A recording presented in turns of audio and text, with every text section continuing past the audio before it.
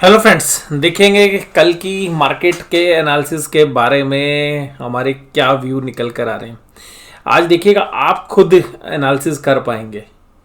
देखिएगा एनालिसिस कैसे आप करेंगे वो समझिए। देखिएगा, आज जब बाज़ार हमारे खुले तो बाज़ारों में एक नेगेटिव माहौल था। और नेगेटिव माहौल क्या था? नेगेटिव माहौल ये था कि अदानी के जो एफपीओ है, यानी कि अदानी एंटरप्राइजेज जो एफपीओ है, उसको कैंसिल कर दिया गया है। और अदानी ग्रुप के बोर्ड ऑफ डायरेक्टर्स ने ये फैसला लिया।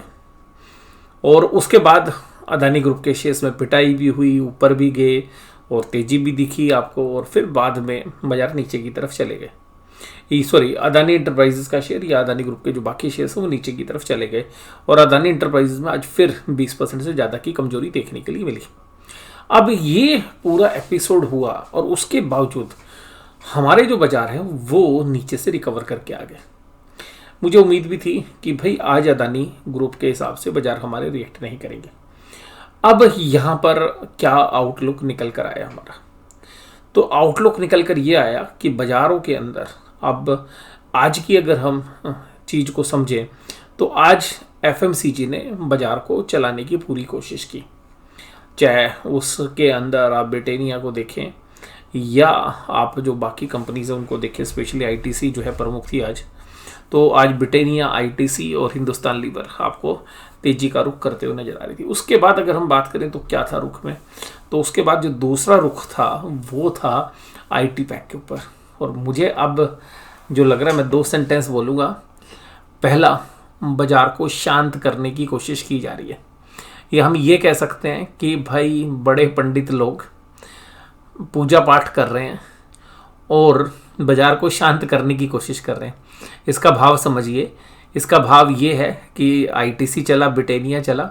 इसके अलावा मुझे ऐसा लग रहा है कि जो यूएस फेडरल रिजर्व ने जो कल कमेंट्री दी है उसके बाद हमें लग रहा है कि जो आईटी पैक है, जो इन्फोसिस, विप्रो, एसिलटेक और टाटा कंसल्टेंसी आपको फ्रंट स्क्रीन पर जो है नज़र आ रहे हैं, ये हमें संकेत दे रहे हैं कि अब इनमें कंसोलिडेशन होके बाजार को संभालने की जिम्मेदारी इन दोनों डिफेंसिव सेक्टर्स की है।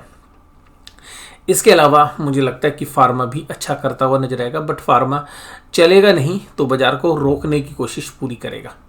तो ये हमारा रुख है बाजार के ऊपर। तो बाजार को शांत करने की तैयारी की जा रही है। मुझे लग रहा है बाजार थोड़ा सा शांत होगा, यानी कि जो ऑप्शंस के प्रीमियम वो भी नीचे की तरफ आएंगे। और बाजार शांति कब दिखाएगा? जब बाजार धीरे धीरे करके ऊपर जाते हैं या बाजार खड़े रहते हैं, गिरते नहीं है, अपने आप को छोड़ते नहीं है, अपने आप को होल्ड करके रखते हैं एक पर्टिकुलर लेवल पर और एक वोलेटिलिटी को कम कर देते हैं। तो अल्टीमेटली मुझे लग रहा है कि बाजार अभी शांति की तरफ जा रहे हैं। लेकिन ये ध्यान रखिएगा कि बाजार में मुझे लगता है कि आईटी जो है लीड करेगा अब। दूसरा, मुझे फार्मा न्यूट्रल लग रहा है, यानी कि गिरने में पार्टिसिपेट नहीं करेगा। बैंकिंग स्टॉक्स अभी भी वोलेटाइल रहेंगे। और जो एएसएम की सूचना आपको मिली है कि जो एडवांस सर्विलेंसेज मैकेनिज्म जो है अदानी ग्रुप के शेयर्स के ऊपर लगा है, तो उससे जो मार्जिन की रिक्वायरमेंट्स वो बढ़ जाती है, वोलेटिलिटी कम होती है और बेफालतू के ट्रेडर्स हैं वो एक्टिव नहीं रहते। और ख़ास बात ये है कि ऐसे शेयर्स बहुत बार जो है ट्रेड टू ट्रेड के कैटेगरी में जाने के चांसेस रहते हैं, क्योंकि पहले एएसएम में ट्रेड टू ट्रेड ही होता था। तो अब हमें लगता है कि जब भी एएसएम अप्लाई करते हैं तो शेयर्स की जो वोलेटिलिटी है, जो अबनॉर्मल वोलेटिलिटी है, वो रिड्यूस हो जाती है। तो ये काफ़ी अच्छे चांसेस है। तो अदानी ग्रुप को भी जब शांत करने की कोशिश जो है बड़े बड़े जो है पंडितों ने कर दी है, यानी कि एक्सचेंजेस ने कर दी है। और बाकी जो पंडित हैं बाजार के वो भी पूजा पाठ में लगे हुए हैं, भाई अब बाजार में थोड़ी सी वोलेटिलिटी कम करते हैं। तो अब शायद बाजार कल थोड़े से शांत होते हुए नजर आए। और शांति का मतलब है कि बाजार नीचे से थोड़ा सा ऊपर की तरफ जाए और फिर ऊपर से नीचे भी आए। तो आओ, वो तो बाजार का रुख है, दोनों साइड चल रहा है। मुझे लगता है कि बाजार थोड़ा सा रिकवर के मूड में रहेंगे। अब रिकवरी मूड के अंदर जाएंगे बाजार, तो मुझे लगता है कि थोड़ा सा सस्टेन भी कर सकते हैं या हो सकता है कि 1-2 बार लूज करें। तो मैं बाजारों के ऊपर एक न्यूट्रल व्यू रखे हुए हूँ और थोड़ा सा मेरा पॉजिटिव बायस है। आप में से बहुत सारे लोग कहेंगे कि सर अब बाजार नीचे आ जाता तो आप थोड़ा सा तेजी में आ जाते हैं, बाजार ऊपर जाता तो मंदी में। नहीं, देखिएगा तेजी में नहीं आ रहा। मैं कह रहा हूँ बाजार टाइम पास करेगा। एक रेंज बाजार ने बड़ी बना दी है, बाजार ने इतनी वोलेटिलिटी की, उसके बाद शांत होना भी एक अच्छा स्वभाव जो है बाजार का माना जाता है। और कंपनीज के रिजल्ट अच्छे नहीं आए हैं स्मॉल मिड कैप के, तो मुझे लगता है कि अगले 2-3 महीने बाजार कंसोलिडेशन फेस में ही रहेगा। हालांकि इंडेक्स मैनेजमेंट भरपूर मात्रा में निफ्टी के अंदर हुई है। अब निफ्टी 17,800 के नीचे जब तक है तो बाजार कोई नई तेजी की उम्मीद ना करें। 17,800 के ऊपर ही कोई तेजी जो है बनती हुई आपको नजर आएगी। तब तक बाजार 17,800 के नीचे तो बाजार टाइम पास करना ज़्यादा पसंद करेगा। और मुझे ऐसा लगता है कि 17,800 के नीचे जब तक बाजार है तो ट्रेडर्स भी जो है देखेंगे कि धीरे धीरे करके आपको थोड़ी सी वोलेटिलिटी कम होती हुई भी नजर आएगी। फिर जब कम होगी तो फिर देखिएगा वीकली एक्सपायरी की तरफ जाएंगे तो फिर दोबारा से वोलेटिलिटी बढ़ा दी जाएगी। और मुझे लगता है कि जो वोलेटिलिटी कल परसों बढ़ाई गई थी उसका पूरा मजा जो है आज बड़े प्लेयर्स ने ले लिया। ऑप्शन सेलिंग के जो भी बेताज बादशाह थे उन्होंने बहुत अच्छे प्रॉफिट्स आज कमाए। इसके बाद अगर हम बात करें तो मैंने आपके साथ बात की थी एम पैटर्न की, लगभग एम पैटर्न कंप्लीट होने की ओर है। अब इसको कंप्लीट भी मान सकते हैं अगर आप थोड़ा सा दूर से देखेंगे तो, हालांकि इतना क्लियर विजिबल तो नहीं है, लेकिन अगर आप फिर भी देखने की चेष्टा करेंगे तो आप पाएंगे कि ये जो पैटर्न है ये एम टाइप का पैटर्न जो है बना है स्क्रीन पे। आप इसको ऐसे ना करके ऐसे भी ले सकते थे, तो हालांकि बट वो मोर और लेस एम जैसा ही पैटर्न बन रहा है। अब एम पैटर्न हो सकता है कि आपको यहाँ पर थोड़ा सा नीचे भी जाए, बट मुझे लगता है थोड़ा सा टाइम पास कर लेने दो, बाजार को थोड़ा सा शांत हो जाने दो। और फिर यहाँ पर हमें लगता है कि अगले रिजल्ट से पहले ही जो दायरा है 17,400 का, ये एक अच्छी स्पोर्ट है। और आज भी देखिएगा यहीं से बाजार ने बाउंस किया। और बाकी जो Adani enterprises, HDFC bank, HDFC limited के रिजल्ट थे ठीक थे, रिजल्ट को ख़राब नहीं थे। अदानी पोर्ट और बजाज फाइनेंस ये कमज़ोर थे। और बजाज फाइनेंस का चार्ट काफ़ी ख़राब हो रखा है जो लोग टेक्निकल्स जो है फॉलो करते हैं। उसके बाद एडवांस डिक्लाइन भी नेगेटिव फ्रंट पे थी, बट मुझे लगता है कि शांत हो रहा है बाजार। ITC, ब्रिटेनिया, इंडसइंड बैंक और HUL आज तेजी में थे। कमजोरी अदानी एंटरप्राइजेस में फिर 26% की गिरावट। अदानी पोर्ट्स के ऊपर मैं पिछली वीडियो में बात कर चुका हूँ। UPL भी 6% और अदानी पोर्ट भी 6%। और देखिएगा मुझे पर्सनली ऐसा लग रहा है, ये देखने का मेरा नज़रिया हो सकता है अलग, कि एग्रोकेमिकल स्पेस के अंदर रिजल्ट से बाजार खुश नहीं हुआ। और एग्रोकेमिकल्स की दिग्गज कंपनियां भी बाजार में टूटती हुई नजर आ रही हैं। कल हमने देखा था एस्टेक लाइफ साइंस, एक दिग्गज कंपनी गोदरेज ग्रुप की, वो भी जो है उसके चीथड़े उड़ते हुए में नज़र आए। और उसमें बहुत ही बुलिश जो है लोगों का व्यू है, उसका प्रोफाइल भी थोड़ा सा अच्छा है, लेकिन उसके बावजूद भी वो गिरती हुई नजर आई। HDFC लाइफ आज भी 4.46%। और मुझे लगता है कि यह भी एक गिरावट रुकेगी नहीं। जैसे मैंने कल आपको कहा था कि 30% तक और गिर सकते हैं, तो 4.5 तो आज ही हो गए, तो मतलब 25 और रह गई है।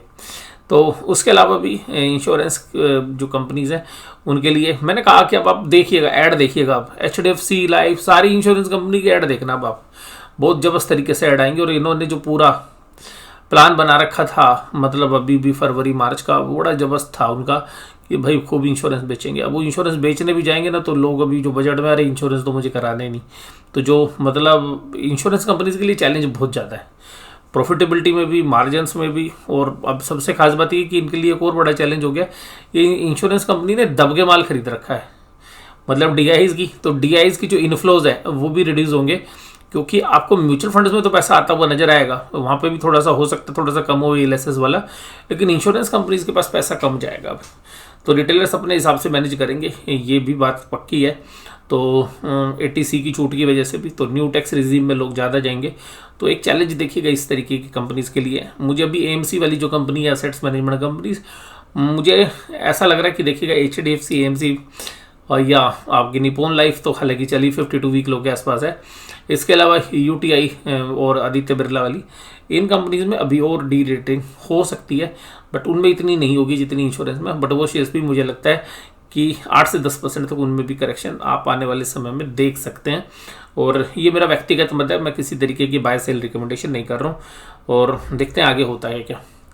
निफ्टी बैंक 40,669 और ये जो है 156 पॉइंट की तेजी के साथ बंद हुआ। बाजार सुबह नीचे गए, लेकिन देखिएगा ये जो 40,000 के नीचे बाजार जाता है, ये बहुत अच्छा सपोर्ट एरिया है। यहाँ से बाजार बार बार बाउंस करता है और रुकता ही नहीं है, टिकता नहीं है थोड़ी देर भी। तो इसका मतलब समझिएगा अगर वहाँ जाएगा बाजार, अभी नहीं जाएगा, थोड़ा सा बाजार को भी ऊपर आने दो। अभी हमें लग रहा है कि कल बाजार 41,000 के ऊपर एक बार काम करना चाहिए, 41,200 तक भी काम करे, और इसी के आसपास जो काम करेगा तो जो थोड़े बहुत शॉर्ट्स हैं वो कवर हों। फिर जब वो थोड़ी देर में कवर होंगे तो हो सकता है कि कल नहीं तो सोमवार को बाजार फिर वहाँ से नीचे का रुख करेगा या नहीं करेगा। तो कल का पहले हम चार्ट पैटर्न देखते हैं और प्राइस एक्शन, बट हमें उम्मीद है कि एक बार बाजार ऊपर की तरफ जाना चाहिए, रुख करना चाहिए और फिर वहाँ से सेलिंग हो सकती है। और अगर बाजार फ्लैट भी खुलते हैं तो फिर देखिएगा, अगर फ्लैट खुलते हैं तो थोड़ा बहुत ऊपर जाके फिर जो थोड़ा सा जल्दी गिव अप कर देंगे, लेकिन अगर थोड़ा सा गैप अप हो जाए 200-250 पॉइंट का तो बाजार फिर 41,000 और 41,200-300 तक भी जो है वहाँ पे अटेम्प्ट करने की कोशिश करें, फिर वहाँ से गिव अप जो है बाजार कर सकते हैं। उस बात की मैं मनाही नहीं करूँगा। बाजार अभी एक बड़ी रेंज के अंदर है जो 42,000 की रेंज है और नीचे आप 39,500, तो आप ये समझिएगा 42,000 से 39,500 2,500 पॉइंट की बहुत बड़ी रेंज है।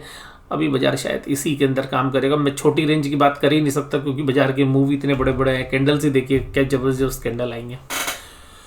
और यहाँ पर ये जो कैंडल्स हैं, जैसे मैंने आपको बताया कि ये मेरे जो है काफ़ी जो है प्रॉफिटेबल दिन रहे हैं। ये जो 2 बड़ी रेड कैंडल है और ये तीसरी ग्रीन कैंडल भी, बट मेजरली जो है इन समय पर जो वॉलेटिलिटी है वो किस तरीके से मैनेज की, वो मुझे बहुत अच्छी लर्निंग जो है यहाँ पे मिली है। और मैं यही बोलता हूँ कि बाजार हमेशा एक सीखने वाली प्रोसेस है और गलती भी करोगे, ठीक भी करोगे अपने आप को, बट सबसे खास बात है, मैं यहाँ पे भी कभी किसी और दिन बात करूँगा, रिस्क मैनेजमेंट भी जो है आपको जरूर आनी चाहिए। ICICI bank, axis bank, Kotak Mahindra bank, IndusInd bank और IDFC फर्स्ट बैंक, ये सब तेजी के सितारे थे। IDFC फर्स्ट बैंक और IDFC लिमिटेड में कुछ खबरें रहती हैं तो फिर देखिएगा, रिवर्स मर्जर की खबरें रहती हैं, तो दोनों में आज ही जो है तेजी थी और कभी रूमर्स आते हैं, कभी खबरें आती हैं। HDFC बैंक, बंधन बैंक और बैंक ऑफ बड़ौदा निचले पायदान पर खिसकते हुए नजर आए।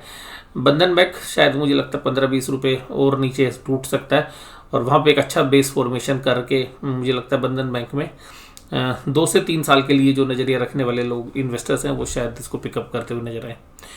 IDFC first bank, IndusInd bank, AU small finance bank, federal bank सभी अच्छे थे, तेज थे, मजबूत थे, लेकिन HDFC बैंक नेगेटिव साइड थे, इसलिए आपको ऐसा देखने के लिए मिला।